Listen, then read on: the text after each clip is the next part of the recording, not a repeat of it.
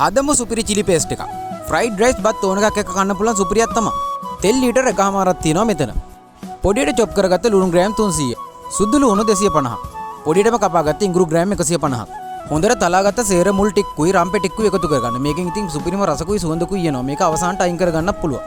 මේ ටික හොඳට පාටනකන් තෙලේ බෙද ගන්න ඕනේ. කලින් හොදලා වේලගත්ත කූනිස්සෝ ටිකයි වේලලා කුඩු කරගත්ත ඉස්සොල ටිකයි දාගෙන හොඳට හැඳි ගන්න. කූනිස්සෝ වෙලම හොදලා තෙත පිටින් දාන්න එපා. ඒතර කල් තියාගන්න බැරි වෙනවා. අනිවාර්යෙන් විනාගිරි ටිකක් දාගන්න පාට රස වැඩි වෙනවා. කෑලි මිරිස් ඔයාලට අවශ්‍ය සැර ප්‍රමාණයට දාගන්න. මම ග්‍රෑම් 400ක් දාගන්නවා. සීනි ග්‍රෑම් 300යි. ඒකත් ඔයාලට කැමති ප්‍රමාණයට. මේ ටික අඩිය අල්ලන්න දෙන්නේ නැතව සීනි ටික දී වෙනකන් හොඳට අපි හැඳි ගන්න ඕනේ. බඩු ගානට ඇවිල්ලා තියෙන පේනවනේ. දාගන්න අපි තක්කාලි සෝස්, ඔයිස්ටර් සෝස්, සෝයානේ සෝයි සෝස්. මේ ටිකත් ඉතින් හොඳට කලවම් කරගන්න. අපිට මේ සෝස් අනිවාර්යයෙන්ම දාන්න කියලා දෙයක් නැහැ. මේකෙන් වෙන්නේ රස වැඩි වෙනවා. ඉතින් තද පාටකුත් එනවා. ලුණු ටිකකුත් දාලා වැඩේ ඉවර කරගන්න.